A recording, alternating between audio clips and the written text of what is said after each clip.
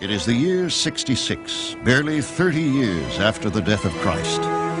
In the Holy Land, the Jews rise up against Rome, the greatest empire the Western world has ever known. 8 people will be leading players in a deadly drama known as the Jewish Revolt. First, the chronicler, Josephus. He betrays the Jews in battle, yet writes the only account of the conflict that has come down through time. Menachem, leader of assassins and saboteurs who terrorize their fellow Jews, only to end up dying in a desert fortress called Masada. Benjamin the Essene, from a peaceful desert monastery, he will sow the seeds of violent revolt through prophecy. The 2 daughters of Philip, lone survivors of their beloved city, Gamala. Did they witness mass slaughter or mass suicide? Yohanan ben Zakkai. With the end of Jerusalem in sight, he plans to save the Holy Scriptures and the entire future of his people. Finally, the dreaded enemy, Vespasian, and his son Titus. Leaders of the unstoppable war machine, the Roman legions. Together, they intend to destroy the Holy Land. This is the stage for the last revolt, a war that will leave in its wake a river of blood. But how does the war begin? And what role do these people play in its unfolding drama? These are but a few of the mysteries of the Bible.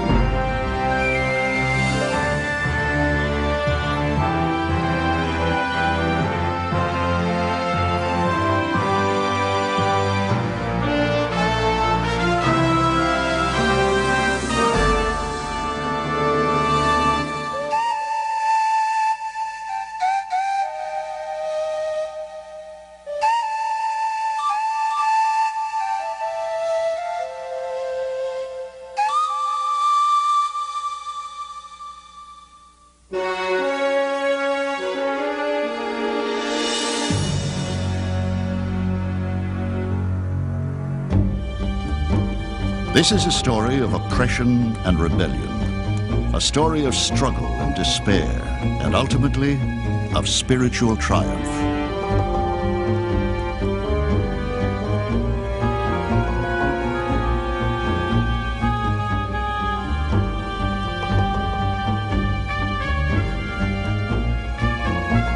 Titus, the young Roman general, is nowhere nearby when a common soldier lays flame to the heart of Jerusalem, the Holy Temple. Yet he knows full well that the destruction of the temple is tantamount to the wholesale destruction of the nation of Israel. In the instant of its torching, both Jewish warrior and Roman soldier freeze in momentary paralysis. All know that history must change its course here. But who will survive this cataclysm, and how? And who is responsible for the revolt's beginning? 60 years before the birth of Christ, the Romans have conquered the Holy Land. Their occupation meets constant Jewish resistance. But it would be years before a full-fledged revolt erupts.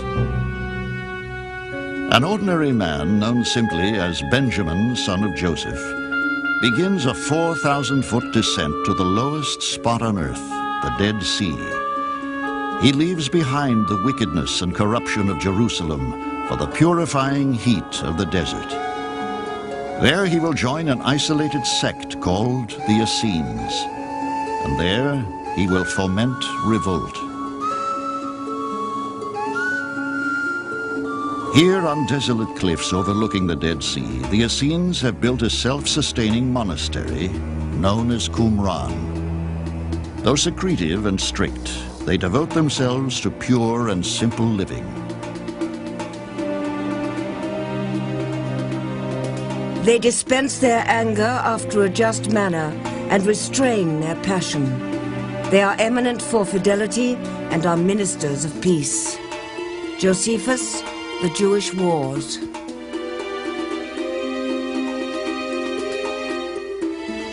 But are the Essenes the pacifists they are made out to be?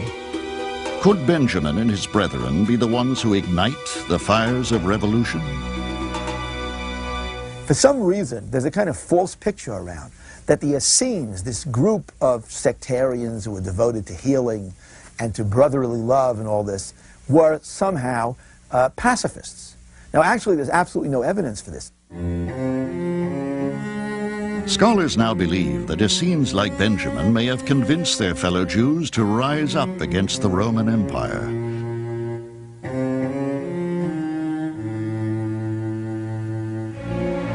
But at stake is not merely their lives. The penalty for inciting revolution against Rome is the most excruciating death, crucifixion. 3 days of lingering agony nailed to a cross before finally being overcome by death.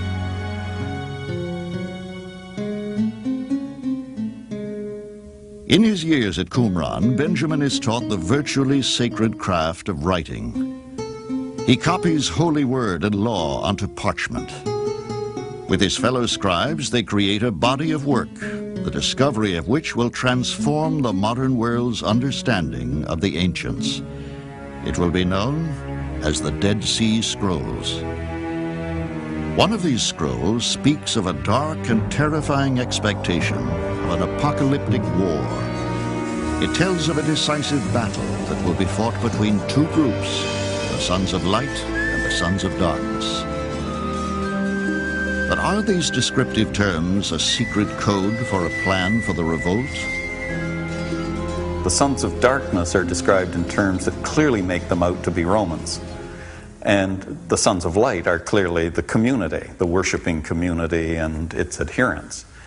So they themselves anticipated a time when there was going to be this great messianic struggle between the good guys and the bad guys being Rome and the good guys being them and their supporters.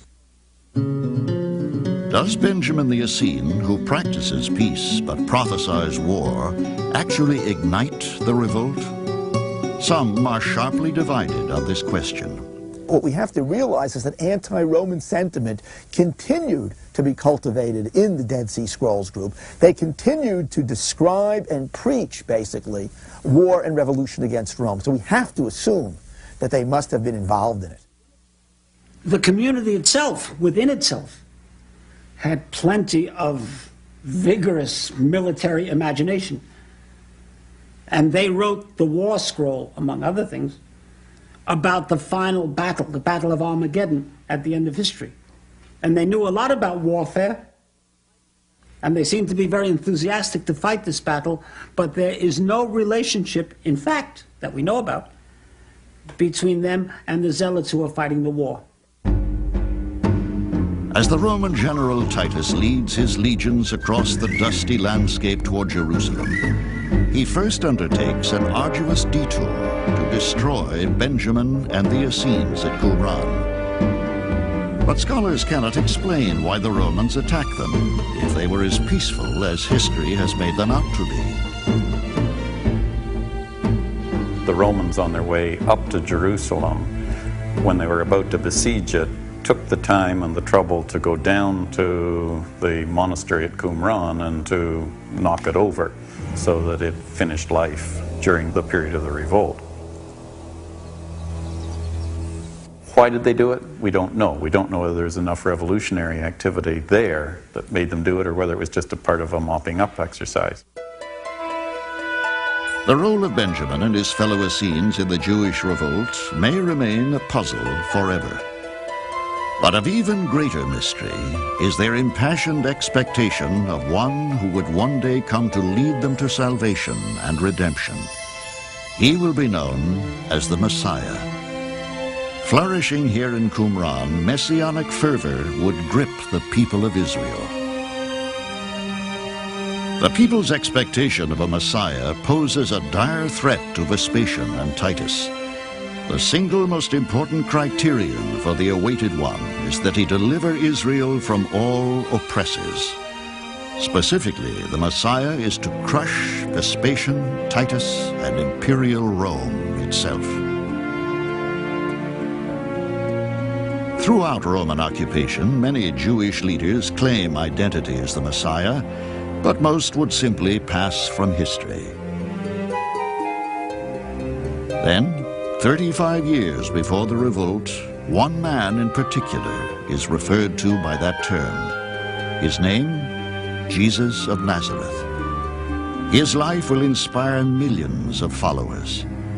But did he also inspire revolution? Jesus is seen by the Romans and by these powerful Jews as someone who would undo the system, whose, if you follow this path, it'll lead to the overthrow of Roman rule.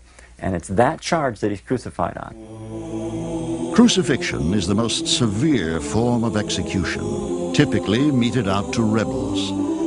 But why the Romans crucified Jesus is a question that still plagues scholars to this day. Periodically, the Roman emperors kicked the philosophers out of Rome who were criticizing too much and too deeply. They very seldom crucified them or even killed them. They just exiled them or ran them out of town. It's deeds that got you killed in the Roman world. So somehow Jesus was not only talking, he was doing something. What was Jesus doing that so angered the authorities? On that question, the Bible is strangely silent. And it's one that's very hard to answer from the sources that we have available, because those sources have no interest in that question. They simply see this as an act of God, as a plan of God, and aren't interested in what might have motivated the Romans. In trying to overthrow Roman rule, Jewish freedom fighters, most of whom are known as zealots, will be crucified by the thousands. But the spirit of revolution has gripped the nation. Nothing will quell the people's hunger for freedom.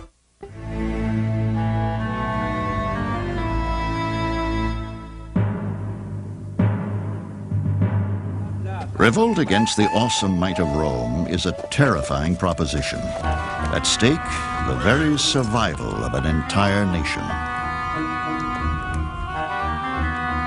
Since we resolved never to be servants to the Romans, nor to any other than God, the time is now come to make that resolution true. Josephus, The Jewish Wars. These are the words of the Sicarii rebels. The Sicarii, the most fanatical, ruthless, and terrifying Jewish sect in the revolt. For his entire life, Menachem, leader of the Sicarii, has been waiting for the Jews to rise up against their Roman conquerors. His grandfather, his father, and two brothers have all been killed by the Romans.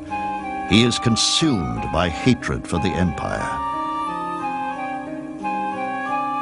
In the year 66, the revolt begins. It will last 7 bitter years. In 67, the Romans attack the northern cities of Gamala and Jotapata in the Galilee. 2 years later, in 69, they assault the town of Qumran. Jerusalem is attacked in the year 70. The revolt finally ends at a fortress called Masada in 73. Menachem and the Sicarii do not trigger the revolt that begins in Jerusalem. Instead, this is the work of the man who will later become Menachem's mortal enemy, an official in Jerusalem's holy temple by the name of Eleazar. But in the face of such a powerful occupying force, one question remains a great mystery. Why didn't the Jews unite against Rome? What's interesting is that nowhere in the record does Sicarii ever kill Romans. At no point in the historical record does Sicarii fight Romans. Their targets of their anger are their fellow Jews, who from their perspective are collaborators, are wicked, are impious, or are people who need to be destroyed. The spark for the Jewish revolt comes from Eleazar, the temple official, under provocation from a Roman governor named Florus. The governor's reputation for corruption is unparalleled. No one ever had less use for truth or thought out more subtle methods of crime than Florus. Making a profit out of individuals he considered poor sport, he stripped whole cities. Josephus, The Jewish Wars. Florus journeys to the Holy Temple, claiming that the Jews owe Rome a tribute. When the crowd there mocks him, he orders the priests of the temple whipped and humiliated. Eleazar, the temple official, demands retaliation. He bans any further animal sacrifices on behalf of the Roman Emperor Nero. To the Romans, this seemingly insignificant decree is seen as an act of war. To cease sacrifices for Rome was a direct affront to Rome. So Nero and his lieutenants, the governor, would be utterly shocked at this, and they would look upon this as, in effect, a declaration of independence. At about the same time as the revolt erupts in Jerusalem, other events around the world are shaping history. In Peru, the Nazca Indians created mysterious figures on the desert floor. In East Africa, craftsmen began using copper to make jewelry. And in China, large stone towers were first used to mark important tombs. In the Holy Land, revolt now openly breaks out. But the Jewish people do not unite against their common enemy. Instead, as so often happens in a contentious revolt, they disintegrate into a struggle for leadership among themselves. Menachem, son of Judas, would like nothing more than to take control of the revolt himself and to become Israel's Messiah. But who is he? And what does he truly represent? Of all the feuding factions, none is more feared than the sect led by Menachem, the fanatical Sicarii. The name itself means short dagger and refers to their preferred method of executing enemies. Nowadays, we would call them urban terrorists. Sicarii made a point, Josephus says, of blending in with the crowds, picking out their enemy, surrounding him, stabbing him, and then melting away again into the crowds and disappearing. Menachem's first action is to slay the most visible collaborator with Rome, the high priest of the temple. In so doing, he makes a bitter enemy of the priest's son, none other than Eleazar, the temple official. But more importantly, the power of leadership intoxicates Menachem and turns him into a harsh and heartless man. Menachem became barbarously cruel, and as he thought he had no antagonist to dispute the management of affairs, he was no better than an insupportable tyrant. Josephus, The Jewish Wars. The citizens of Jerusalem will not support a man who behaves so tyrannically toward his own people, and so Menachem meets a humiliating end. Eleazar incites a crowd to stone him, but Menachem escapes, only to be caught by the temple priests and tortured to death.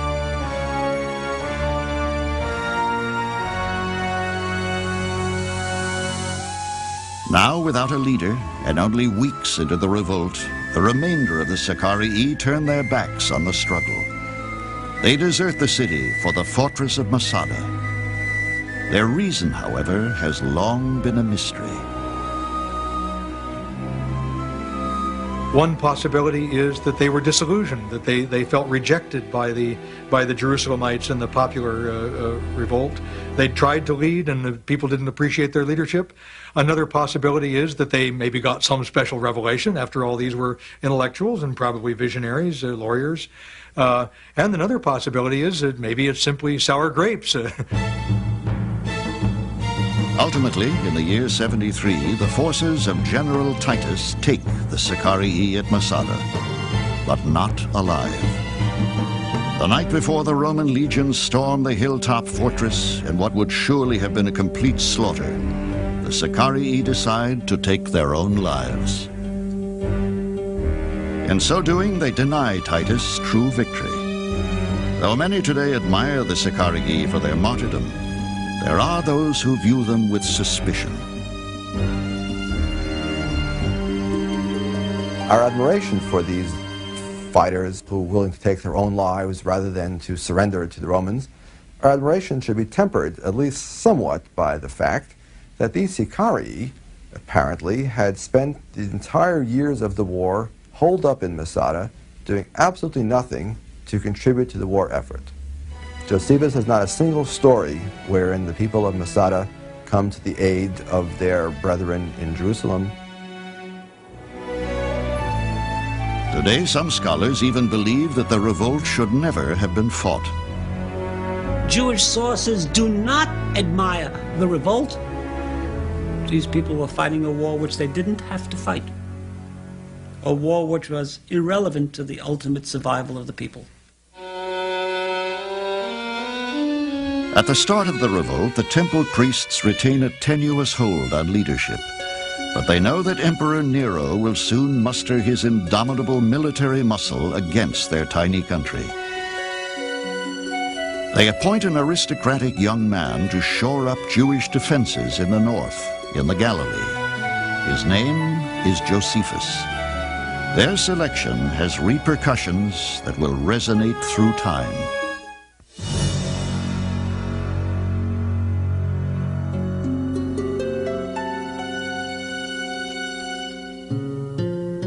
And I have written it down for the sake of those that love truth. Josephus, the Jewish Wars.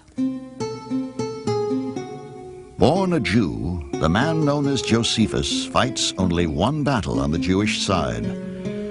After the war, he will take up residence in Rome, in a villa owned by his former enemy, General Vespasian. He never again returns to his native land.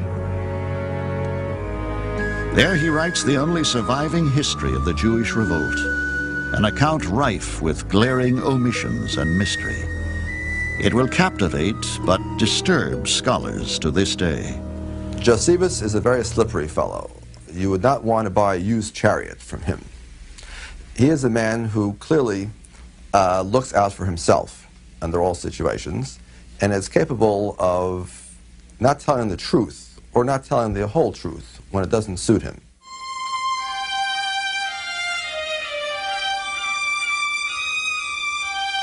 Among the rolling hills of the Galilee, one stands out from the rest. Now serene, according to Josephus, it was the site of a bitter battle 2,000 years ago. But is Josephus inventing the story, or do the events actually take place? Jotapata is a small city of 4,000 inhabitants. Surrounded by steep ravines, it presents a formidable challenge to any enemy. In the year 66, Josephus is sent here to bolster the city's defenses against the inevitable Roman assault. And there are all kinds of accusations against him that actually he may have really, from the very beginning, not done his work seriously, because he really was one of those accommodationists who believed that the Jews should not be revolting against Rome. In fact, he tries to claim to his Roman readers that he really only took the job as commander in order to somehow calm the revolt. Despite the question of Josephus's loyalty, when Vespasian finally attacks, the residents of Jotapata stage a fierce resistance. The city miraculously holds out against overwhelming forces for nearly 50 days.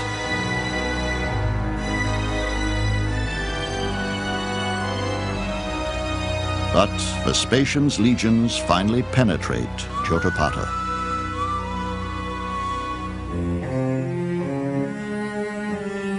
The city becomes a bloodbath under the Roman onslaught. Josephus himself manages to escape to nearby caves, where he hides with 40 of his soldiers. Here, his account of the battle takes a strange twist. What ensues is one of the most controversial episodes of warfare in history. The soldiers argue that it is preferable to take their own lives rather than give themselves up to the Romans. Josephus knows that it's an unforgivable sin for a Jew to commit suicide. So he works out a cunning solution. The soldiers will draw lots to kill each other. Finally, only one man will be left alive. He alone will have to take his own life. He whom the lot falls to first, let him be killed by him that hath the second lot. For it would be unfair if when the rest are gone, somebody should repent and save himself. Josephus, The Jewish Wars. Josephus convinces his fellow soldiers that no one should escape alive. Yet this is exactly what he will do. Is it the act of a betrayer?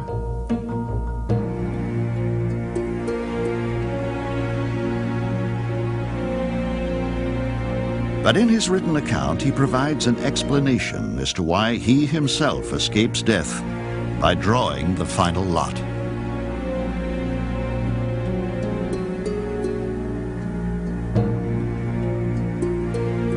He claims it is divine intervention that saves him. God, he states, wishes for him to live. But scholars now believe that he secretly manipulated the drawing of the lots, in effect, cheating his soldiers out of their lives. The mystery is, which is the lie? And why does this account so strongly echo the suicide of the Sicarii? The question of the Jews' suicide pacts is another one of these things that makes Josephus an enigma to us. The fact that his portrayal of his own situation in Jotapata is so similar to that of the daggermen, the Sicarii on Masada, makes us wonder whether it's Josephus' own construction or whether it's something he's getting from one of these pacts and then reading back into his own situation. Despite his conflicting accounts, Josephus's open confession gives him credibility among some scholars today. When the lot fell and Josephus was left to last, he went to the Roman camp and they received him exactly as he expected they would. He's frank, unapologetic, and straight out open about it.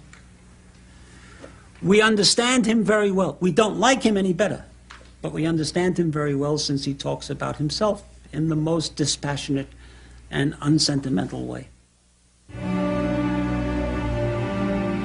As the only survivor of the tragedy at Jotapata, Josephus surrenders himself to the Roman general Vespasian.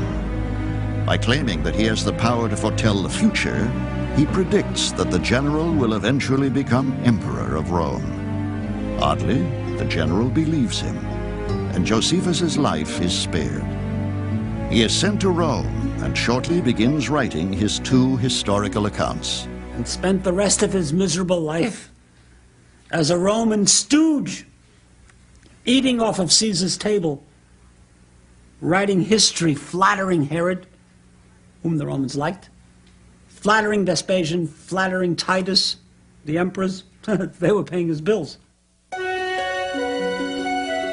Only one other city in the Galilee, Gamala, is left to resist Roman conquest after the fall of Jotapata.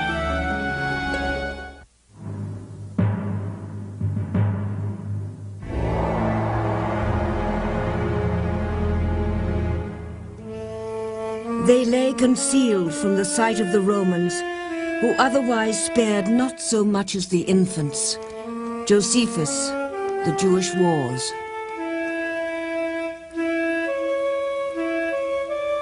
The daughters of Philip, lone survivors and witnesses to the annihilation of their city, Gamala. Once more, scholars are indebted to the Jewish historian Josephus for the only account of the battle.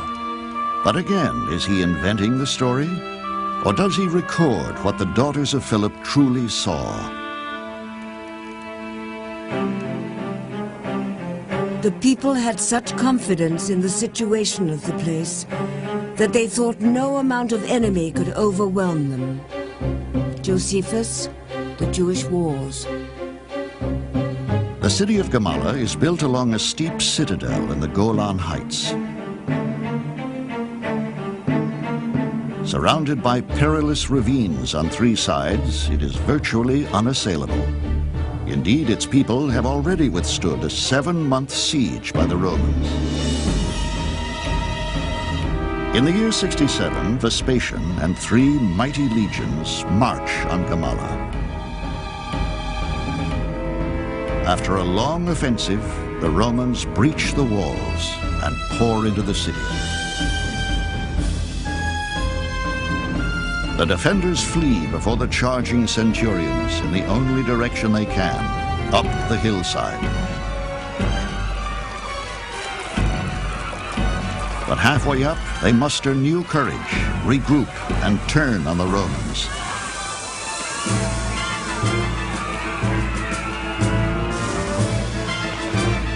Vespasian and his men are surprised by the move. They are now caught between the rush of their own forces and the attacking Jews. And in order to get away from the press of the people behind them or the press of the Jews in front of them, they climbed onto the roofs of the houses. But one person's roof is another person's street.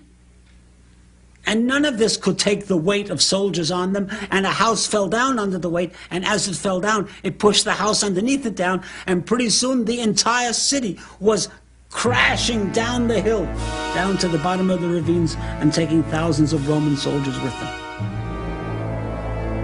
Suffering terrible casualties, Vespasian retreats.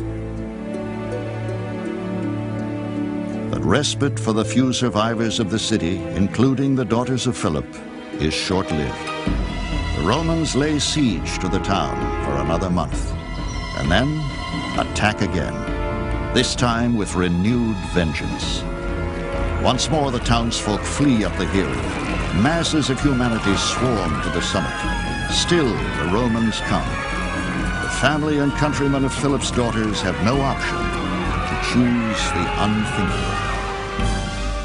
A great number threw their children, their wives, and then themselves down the precipices into the valley beneath. Josephus, The Jewish Wars. Josephus reports that more than half the city leap to their deaths to avoid capture. Of the 9,000 inhabitants of Gamala, only 2 survive, the daughters of Philip. But scholars question Josephus's account. How the residents of Gamala died is still a mystery. Josephus says that they all sort of joined hands and committed suicide, but I think the much more likely reading of the account is that they simply were pushed over by the force of Roman arms.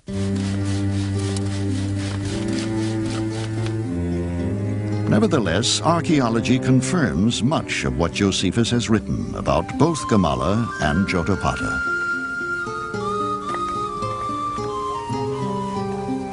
The mystery whether the town was here or not, whether the town was under a siege or not, whether Josephus was right or it was only his imagination, this is a mystery that was solved.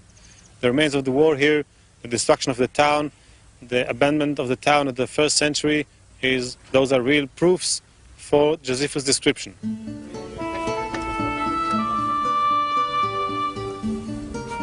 But despite the archaeological evidence, some mysteries remain unresolved. The stones themselves tell us that there was a war here, that there was a battle here. They don't tell us why there was a battle here. They don't tell us why the people decided to rebel. They don't tell us the kinds of conversations people had with one another. They don't really tell us what Josephus did.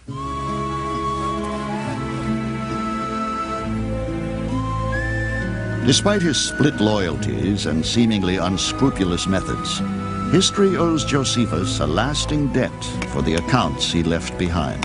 About Josephus, they said, you can't live with him, but you can't live without him. The Jews hated him forever because he turned sides in the middle of the war and defected to the Romans. But he's a resource without which the entire world would be poorer, for without him we would never have known what happened in this war. The Galilee has now entirely fallen to the Roman legions. Now they turn their sights to the south, to the heart of Jerusalem itself, and to the one thing that stands as supreme symbol of the Jewish struggle for freedom and independence, the Holy Temple.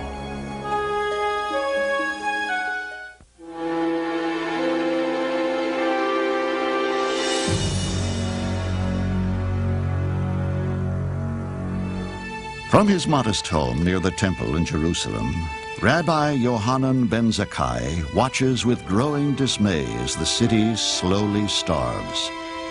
In the year 70, the Roman general Titus and an army 80,000 strong encircle the city and strangle it. For 6 months, food supplies dwindle to almost nothing. When ben Zakkai sees men boiling straw and drinking the broth, he realizes that the city is doomed. He must escape. But how? And if the Jews lose their capital and their holy temple, what will become of their faith and their nation?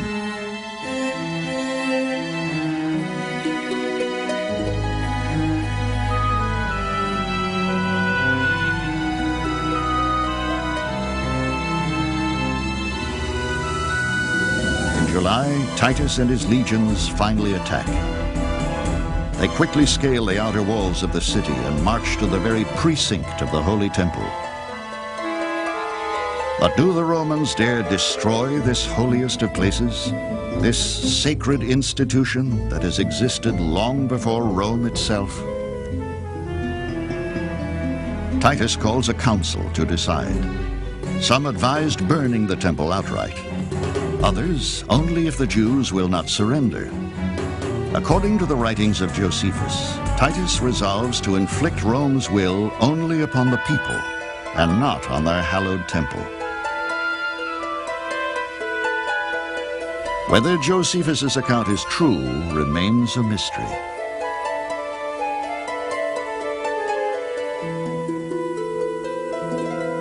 I find that story very, very hard to believe. It's much more likely, I think, that Titus sat around with his advisors and decided this temple must be destroyed. I think he came to the realization that if the temple is allowed to remain, the Jews will continue to be a problem. Scholars may never know what Titus really decided to do. They know only that in the Roman attack, a common centurion picks up a burning torch and with it alters the course of history. As the flames spread, the temple is plunged into chaos. Jewish warriors cry out in anguish. In the midst of the battle, and without any regard for their own safety, they frantically struggle to extinguish the blaze. But water is scarce, and the wooden beams of the temple are dry. No one can stop the inferno, nor the Romans as they lay waste to the entire structure.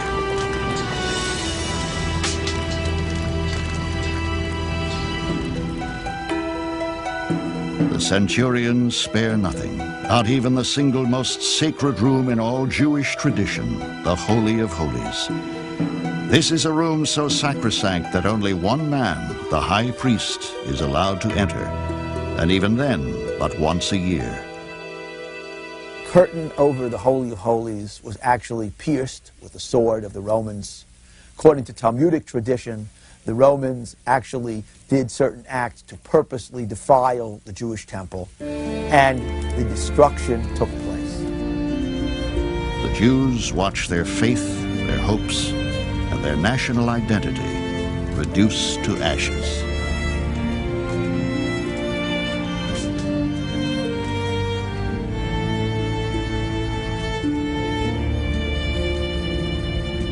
Thousands upon thousands of Jews were killed.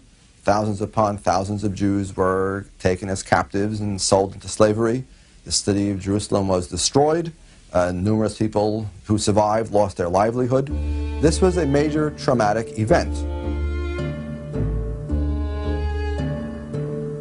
The people had a land that was their own, centered in a capital that was their own, centered in a religious center, the temple that was their own. And now that was all destroyed by the Roman armies. what in the world could happen to this people without this center. There were just scattered pieces, and it wasn't clear how those pieces would be put together. The cost of the revolt in human lives is inestimable. Roman domination has even taken the life of one of the greatest spiritual teachers of the time, Jesus of Nazareth. But for the Romans, the conquest of the Jews is marked by widespread celebration. The empire issues a new coin depicting their triumph, and Titus erects his famous Victory Arch in Rome. Jerusalem is rendered uninhabitable. It lies in ruin. All that remains are several Roman fortresses and a single courtyard wall of the Holy Temple, known and venerated today as the Western Wall. At the height of the war, one man alone manages to avoid battle and preserve Jewish tradition for all time. He is the learned rabbi, Yohanan ben Zakkai. But is he merely a beloved figure of legend, or did he actually exist? Reports of his actions come only from accounts written centuries later. It will never be known whether they are true or not, but they tell of the man who realizes that Jerusalem is doomed and that his nation is in peril. Ben Zakkai decides that he must preserve a copy of the Holy Scriptures from the temple. Tightly clutching the sacred scrolls of the law to his robes, he instructs his disciples to seal him in a coffin and bear him to the city gate. A guard there threatens to pierce the coffin with his sword, but a disciple manages to prevent him from desecrating what he says is the body of his beloved teacher. The guard allows them to pass. Once outside, Ben Zakkai contacts the Roman general and flatters him with praise, calling him a future emperor. The ploy works. He secures the Romans' permission to establish a religious academy at the coastal city of Yavna. In time, he produces the most important single work in all Judaism. Along with other rabbis, his efforts at the academy result in nothing less than the consolidation of the 39 holy books of the Hebrew Bible, known today as the Old Testament. The Jews would now have a document that would enshrine and preserve their faith, a document that would take the place of the Holy Temple itself, for the Temple would never rise again. The temple represents a piety, a religiosity, a way of life that was old, the way of the past. To get rid of the temple allowed the Jews to create a new culture, a new civilization that in fact would be the way of the future. I would say that new culture is far superior to the old one. It is one which is far more portable, far more suited to allow the Jews to survive the next millennia. And had the temple remained, I don't know if or how that culture could ever have developed. Jews would yearn for an independent state for more than 1,800 years. Their hopes only bear fruit in 1948 with the creation of modern-day Israel.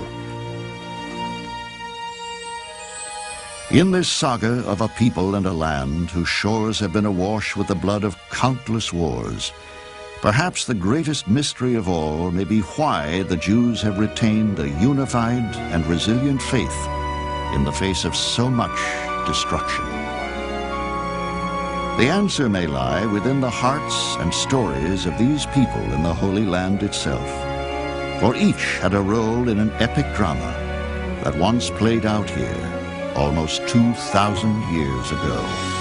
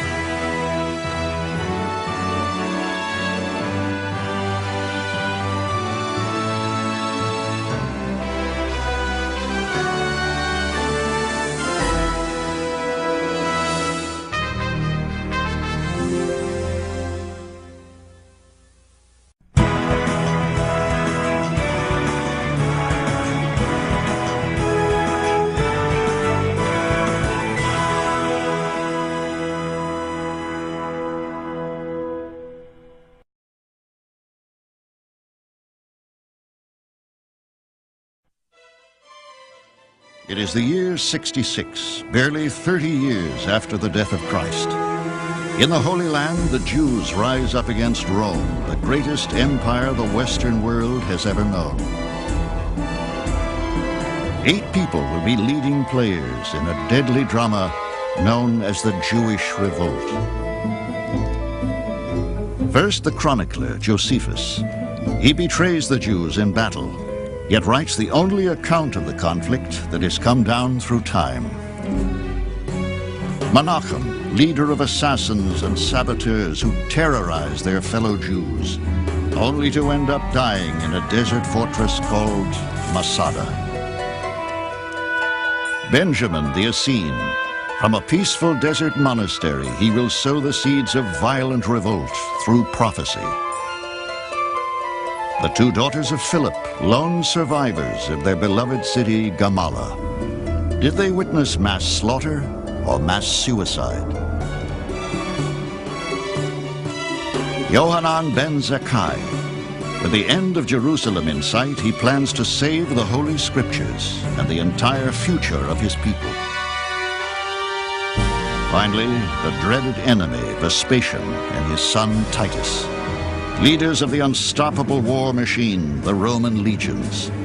Together they intend to destroy the Holy Land. Here on desolate cliffs overlooking the Dead Sea, the Essenes have built a self-sustaining monastery known as Qumran. Though secretive and strict, they devote themselves to pure and simple living.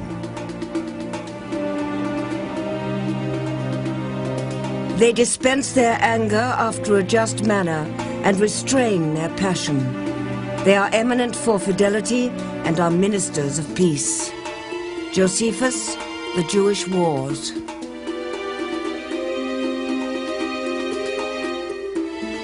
But are the Essenes the pacifists they are made out to be? Could Benjamin and his brethren be the ones who ignite the fires of revolution? For some reason, there's a kind of false picture around that the Essenes, this group of sectarians who were devoted to healing and to brotherly love and all this, were somehow pacifists. Now, actually, there's absolutely no evidence for this. Scholars now believe that Essenes like Benjamin may have convinced their fellow Jews to rise up against the Roman Empire.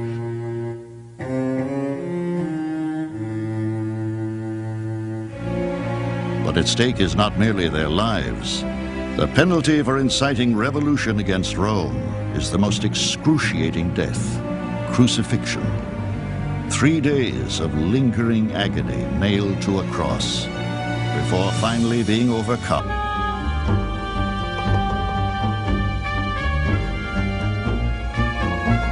Titus, the young Roman general, is nowhere nearby when a common soldier lays flame to the heart of Jerusalem, the Holy Temple.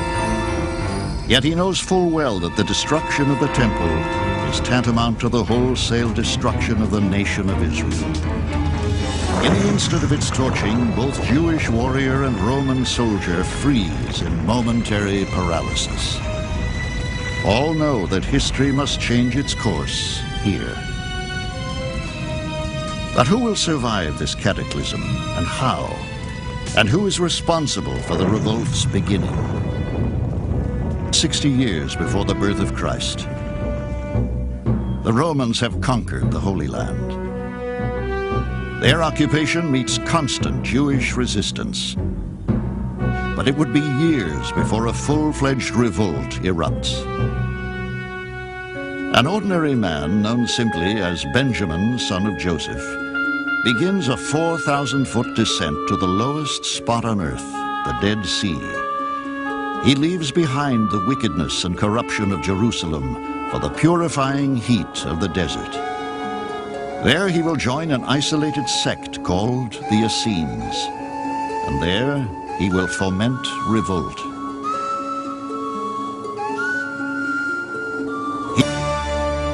This is the stage for the last revolt, a war that will leave in its wake a river of blood. But how does the war begin? And what role do these people play in its unfolding drama? These are but a few of the mysteries of the Bible.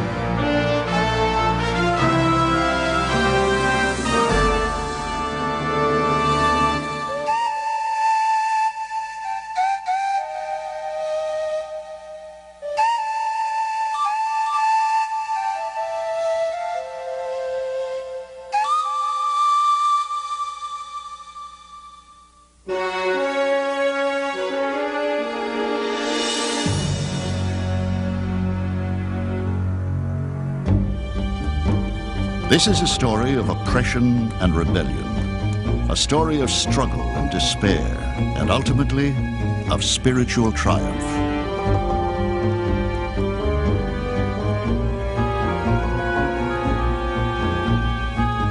By death.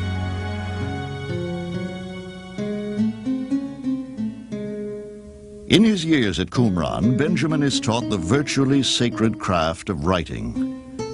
He copies holy word and law onto parchment. With his fellow scribes, they create a body of work, the discovery of which will transform the modern world's understanding of the ancients.